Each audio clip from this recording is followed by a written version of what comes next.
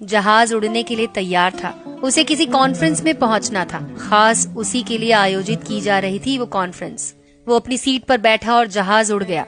अभी कुछ दूर ही चला था कि कैप्टन ने ऐलान किया, तूफानी बारिश और बिजली की वजह से जहाज का रेडियो सिस्टम ठीक से काम कर नहीं रहा है, इसलिए हम करीबी एयरपोर्ट पर उतरने के लिए मजबूर हैं। जहाज उतरा और वो बाहर निकलकर कैप्टन से शिकायत करने लगा। उसका एक एक मिनट कीमती है। होने वाली कॉन्फ्रेंस में उसका पहुंचना बहुत जरूरी है। पास खड़े दूसरे मुसाफिर ने उसे पहचान लिया और बोला, डॉक्टर जिशान साहब, आप यहाँ पहुँचना चाहते हैं? टैक्सी द्वारा यहाँ से 3 घंटे में पहुँच सकते हैं। उसने शुक्रिया अदा किया और टैक्सी लेकर निकल पड़ा।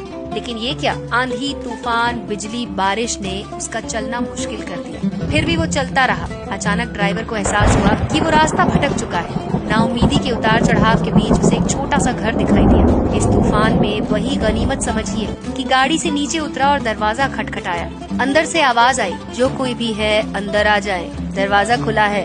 अंदर एक बुढ़िया नमाज पढ़ रही थी। उसने कहा, माँ जी, अगर इजाजत हो तो आपका फोन इस्तेमाल कर लूं।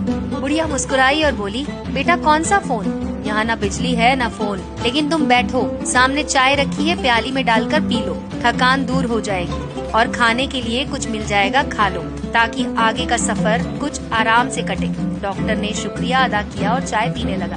बुढ़िया नमाज और दुआ में मशगूल थी। एक बच्चा कंबल में लपेटा पड़ा था, जिसे बुढ़िया थोड़ी देर में हिला देती थी। बुढ़िया जब फारिग हुई तो उसने कहा, माँ जी, आपके इखलाक और एहसान ने मुझ पर जादू कर दिया। आप मेरे लिए भी दुआ कीजिए। मुझे उम्मीद है कि आपकी दुआएं जरूर कबूल होंगी।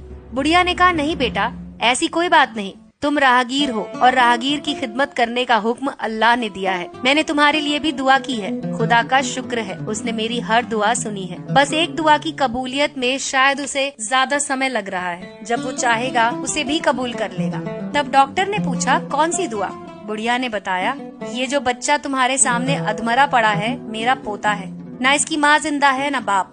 इस बुढ़ापे में इसकी जिम्मेदारी मुझ पर है। डॉक्टर कहते हैं इसे खतरनाक मर्ज है, जिसका वो इलाज नहीं कर सकते। कहते हैं एक ही नामवर डॉक्टर है, उनका नाम है जिशान।